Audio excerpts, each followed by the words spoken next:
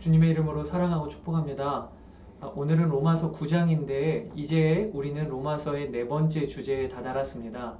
여러분 그간의 주제를 한번 정리해 보실까요?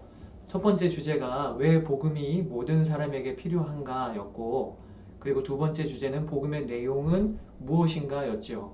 하나님이 십자가로 구원받을 길을 모든 이들에게 여셨다. 그리고 세 번째 주제가 복음의 결과는 무엇인가 였습니다. 그리고 이제 로마서 9장부터 11장에 이르기까지는 네 번째 주제라 할 수 있는 하나님의 구원 역사는 어떻게 진행되는가에 대하여 다루어집니다. 바울은 이 부분에서 이방인과 유대인의 구원 역사가 어떻게 전개되는가를 이야기할 것입니다. 여러분 앞으로 우리가 살펴보시면 아시겠지만 어떻게 보면 로마서 9장에서 11장 이 부분은요, 로마서 전체 흐름 중에 약간은 생뚱맞은 부분입니다. 로마서 8장까지 바울은 하나님의 은혜의 복음을 선포했습니다.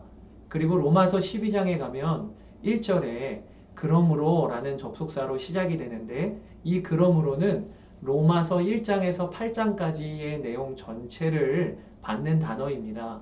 그러므로 구원받은 자답게 너희 몸을 하나님이 기뻐하시는 거룩한 산 제물로 드리라. 이렇게 시작하는 것이 로마서 12장 이후의 내용입니다. 그러니까 어떤 사람이 로마서를 읽을 때 1장부터 8장까지 읽고 그리고 곧바로 12장으로 건너뛰어 읽어도 그 내용의 흐름이 아무런 문제가 없습니다. 그런데 이상하게 바울은 로마서 9장에서 11장에 약간은 생뚱맞은 내용을 중간에 끼워 넣은 겁니다. 그러다 보니까 로마서를 읽는 성도들이 9장에 들어와서는 자칫 전체의 흐름을 잃어버리는 경우가 많이 생깁니다. 어디까지 읽었지? 이렇게 되는 거죠. 여러분 왜 그렇게 글을 구성했을까요? 바울은 분명히 어떤 의도가 있었던 것이겠지요. 그런 점에서 우리는 왜 로마서 9장에서 11장의 내용이 로마서의 중간에 들어가 있는지에 대하여 이해하는 일이 필요합니다. 바울이 로마서를 쓸 때는 그의 3차 선교 여행의 말미였습니다. 그는 그때까지 가는 곳마다 먼저 그 지역의 회당을 찾아가서 복음을 전했습니다. 그런데 한 가지 공통적으로 나타나는 현상이 있었습니다. 그것이 자신의 동족인 유대인들이 복음에 대하여 냉담하게 반응하는 것입니다.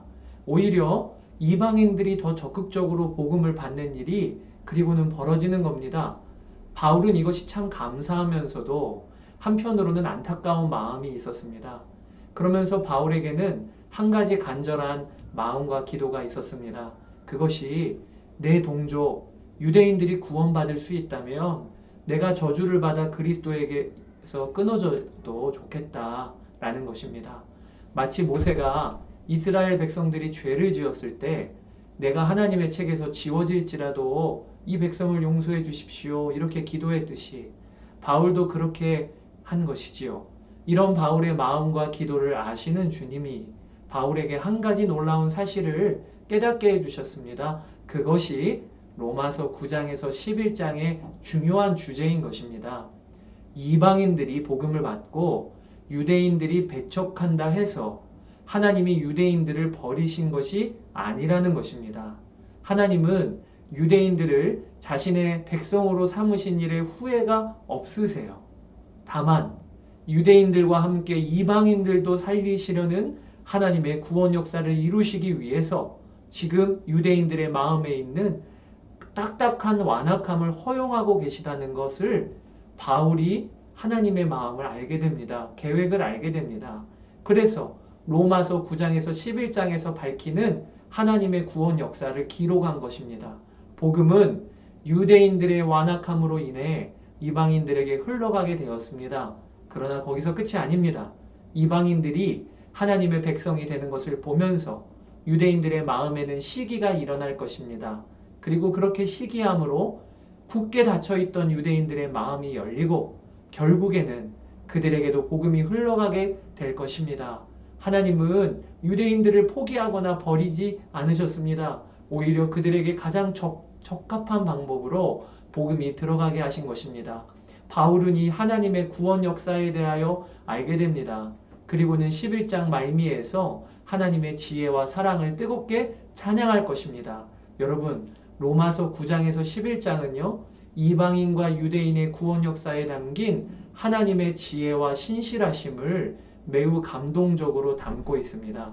그런 점에서 이 부분은 로마서 전개에 있어서 너무나도 중요한 내용입니다. 자, 이제 로마서 9장을 간단히 살펴보실까요?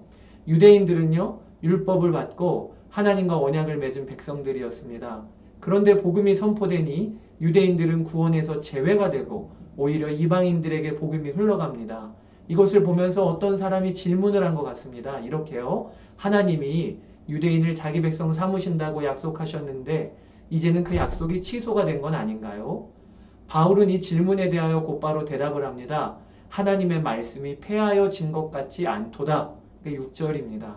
그러면서 그는 9장에서 이스라엘 백성이라고 무조건 하나님의 백성이 된 것은 이미 구약 때부터도 아니었음을 밝힙니다. 그 예로 바울은 두 가지의 근거를 제시하는데 먼저는 아브라함의 자녀인 이삭과 이스마엘의 경우입니다. 여러분, 이스마엘은 아브라함에게서 태어난 자입니다. 그러나 그렇다고 하나님이 백성 삼으신 자는 아니었습니다. 오직 약속의 자녀였던 이삭만 하나님의 백성이 되었지요. 또 두 번째 근거는 이삭의 자녀인 야곱과 에서의 경우입니다. 에서는 이삭의 장자로 태어났지만 하나님은 그를 백성 삼지 않으셨습니다. 오히려 하나님은 이삭의 두 번째 자녀인 야곱을 그의 어머니 태중에 있을 때부터도 구별하셔서 자신의 기업을 이을 백성으로 선택하셨지요. 이처럼 하나님은 아브라함의 혈통을 따라 난 자들이라고 무조건 자신의 백성 삼으셨던 것은 이미 구약 때부터도 아니었다는 거예요. 하나님은 오직 그분의 뜻대로 자신의 백성을 부르셨습니다. 은혜로 부르셨어요. 이런 점에서 바울은 지금 유대인들이 복음을 받지 않는다고 해서 하나님의 약속이 폐하여졌다고 말하는 것은 어리석은 일이라고 대답을 하는 것입니다. 하나님은 이미 구약에서부터도 은혜로 사람들을 택하셨고 구원하셨기 때문에 이로 보아 지금도 이스라엘과 맺었던 약속이 여전히 지켜지고 있다는 것입니다. 지금도요, 믿음으로 반응하는 이방인들을 의롭다 하심으로 아브라함의 믿음의 후손들이 세워지고 있잖아요. 사랑하는 여러분, 이처럼 하나님은 혈통에 따라 또 행위에 따라 구원을 베푸시지 않으십니다. 오직 하나님의 긍휼과 은혜에 따라 구원을 베푸시는 거지요. 그런데 이 사실이 어떤 사람에게는 불편한 진리가 됩니다. 구원은 오직 하나님의 손에만 있다. 이 진리가요, 어떤 사람에게는 못마땅하게 여겨지는 겁니다. 하나님, 그러면 누구는 선택하시고 누구는 선택하지 않으시고 이건 너무 불공평한 것 아닙니까? 이렇게 질문한 거지요. 그때 바울은 말합니다. 이복에 토기장이에게 진흙이 대꾸할 수 있겠는가? 토기장이가 자기의 뜻대로 그릇을 만드는 것이지 진흙이 왜 나를 이렇게 만들었느냐 말할 수 있겠느냐? 이렇게 바울이 말씀한 거지요. 이 말씀이 유명한 말씀이지요. 여러분, 우리가 이 말씀을 잘 이해해야 합니다. 토기장이가 자기 뜻대로 만드는 것에 진흙이 어디라고 대들어? 이런 뜻 아닙니다. 하나님은 원래부터 구원받을 자 아닐 자를 정하셨다는 뜻도 아닙니다. 이 말씀은요, 구원의 주권이 오직 하나님께 있다는 것을 강조하려는데 그 핵심이 있는 것입니다. 여러분, 하나님의 뜻은요, 성경에 너무 분명히 밝혔어요. 모든 사람이 구원을 받으며 진리를 아는 데 이르기를 원하느니라. 이게 하나님의 뜻입니다. 그러나 그렇게 되는 것은 오직 사람의 혈통이나 노력이 아니고 하나님의 은혜와 긍휼에 달려 있다는 것입니다. 구원은 오직 하나님이 하시는 일입니다. 우리의 노력과 혈통, 지혜가 관여할 것이 없다는 것이 성경의 선포이지요. 여기까지 로마서 9장을 설명드렸습니다. 정신이 없으시지요? 여러분, 로마서도 절반이 넘었습니다. 힘내세요. 다음 장에서 뵙겠습니다. 감사합니다.